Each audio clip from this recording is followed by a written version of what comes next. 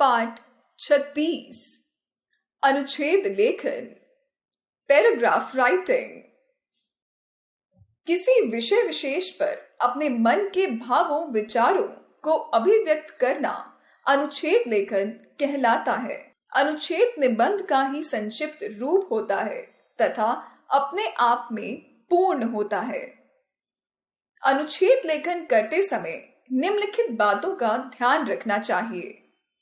अनुच्छेद में मुख्य भाव पर ही ध्यान केंद्रित होना चाहिए।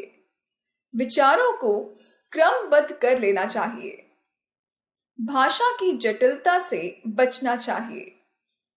छोटे छोटे वाक्य लिखने चाहिए जिनमें परस्पर जुड़ाव हो। विचारों में स्पष्टता, संक्षिप्तता तथा गठन होना चाहिए। अनुच्छेद लेखन के बाद उसे एक बार पढ़ लेना चाहिए जिससे अशुद्धियों को दूर किया जा सके। अनुच्छेद लेखन के कुछ उदाहरण: प्राकृतिक संसाधन, संकेत बिंदु, प्रकृति की अनुपम देन, वनस्पतियां, खनिज पदार्थ, जल आदि, मनुष्यों के साथ साथ पशु पक्षियों के लिए उपयोगी प्राकृतिक संसाधनों का संरक्षण करना एवं कम से कम उपयोग करना। प्रकृति ने जीवन को पनपने के लिए अपना सब कुछ मानव को सौंप दिया है।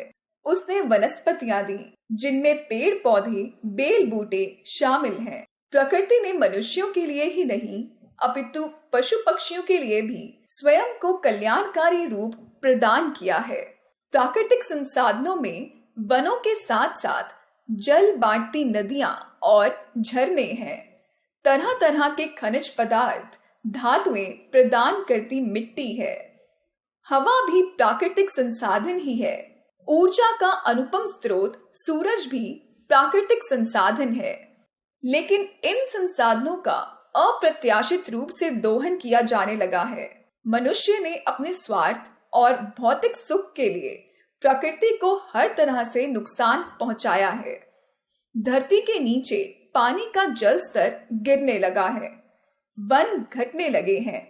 पेट्रोल, डीजल गैस, कोयला, पानी सब कम पड़ने लगे हैं। यह सच है कि इन संसाधनों का उपयोग किए बिना आधुनिक जीवन शैली में बने रह पाना संभव नहीं लगता। लेकिन उपयोग नियंत्रित हो तो जीवन निर्वाह के साथ प्राकृतिक संसाधनों का संरक्षण भी हो जाएगा। अहिंसा परमो धर्म, संकेत बिंदु। अहिंसा का अर्थ हिंसा से मिली जीत स्थायी नहीं। अहिंसा की राह अपनाना परम धर्म। अहिंसा के प्रति महात्मा गांधी का संदेश। हिंसक पशुओं के प्रति एंड्रोक्लीन का संदेश। अहिंसा के प्रति महान विभूतियों का संदेश। वर्तमान समय में अहिंसा का महत्व समझना। वसुधैव कुटुंबकम की भावना पनपना। अहिंसा, जिसका अर्थ सिर्फ दूसरों की हत्या न करना ही नहीं बल्कि जोर जबरदस्ती करके दूसरों को शारीरिक, मानसिक और भावात्मक रूप से चोट न पहुंचाना भी है। गांधी जी अहिंसा का क्षेत्र और भी विस्तृत मानते थे। वे तो किसी का बुरा सोचना भी हिंसा मानते थे। अहिंसा से जुड़ी एक सच्चाई यह भी है कि हिंसा से जो जीत मिल भी जाती है तो उसे स्थायी जीत नहीं कहा जा सकता है, क्योंकि एक बार जो व्यक्ति हिंसा के बल से किसी पर जीत हासिल कर लेता है तो हारा हुआ व्यक्ति शक्ति संचय कर उचित समय पर पुनः मार काट एवं हिंसा करने पर उतारू हो जाता है। उस व्यक्ति को हराने का प्रयास करता है। पीढ़ी दर पीढ़ी यह प्रयास चलता ही रहता है। इसके विपरीत प्रेम और अहिंसा में वह शक्ति होती है जिससे मनुष्य ही नहीं खूंखार पशु भी वशीभूत हो जाते हैं और अपना हिंसक स्वभाव त्याग कर अहिंसक बन जाते हैं। शेर के साथ एंड्रोक्लीस द्वारा किए गए प्रेम पूर्ण व्यवहार ने शेर को अहिंसक बना दिया था। नानक, महात्मा बुद्ध, गांधी जी ने लोगों को अहिंसा और प्रेम का संदेश दिया। महान सम्राट अशोक ने भी हिंसा त्याग कर अहिंसा का दामन थाम लिया था। वर्तमान समय में जब विश्व आतंकवाद की मार झेलने पर विवश है, तब अहिंसा की महत्ता और भी बढ़ जाती है। ऐसे में विश्व के सभी राष्ट्रों को अहिंसा का मार्ग अपनाना चाहिए। अहिंसा के बल पर ही वसुदैव कुटुंबकम की भावना को स्थापित किया जा सकता है। पेयजल संकट। संकेत बिंदु। पानी सीमित मात्रा में उपलब्ध। जल ही जीवन है। पानी के निम्न स्रोत। पीने लायक पानी का दोहन न करना, पानी का संरक्षण करना, सिंचाई, वाहन एवं भवन निर्माण में पेयजल का इस्तेमाल सोच समझ कर करें। पानी के अधिक अपव्यय से जीवन में परेशानी होना। पीने का पानी सीमित मात्रा में उपलब्ध है और पीने वाले अधिक हैं। हर किसी को जीने के लिए पानी चाहिए। रहीमदास जी ने तो कहा भी है, रहीमन पानी रखिए, बिन पानी सब सून। अब पानी तो बहुत है, बाढ़ आती रहती है, तालाब भरे पड़े हैं। समुद्र में तो पानी की कोई कमी नहीं है।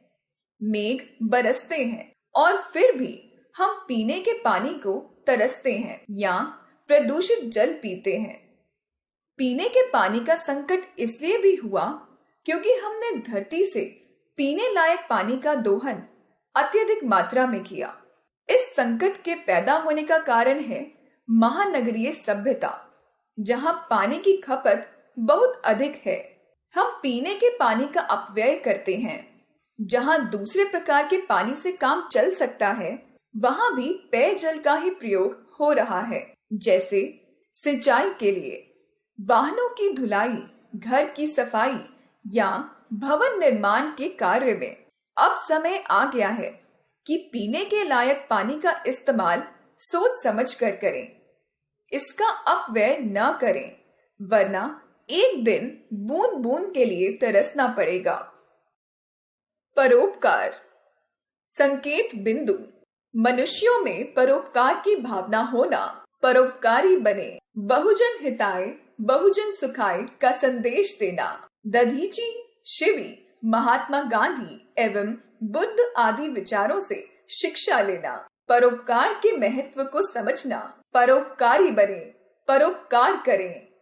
प्रत्येक मनुष्य को अपनी मनुष्यता बनाए रखने के लिए कुछ मानवीय गुणों की आवश्यकता होती है। परोपकार उनमें सबसे प्रमुख गुण है। अपनी ही जरूरतों के लिए जीने वालों में और पशुओं में कोई अंतर नहीं होता है।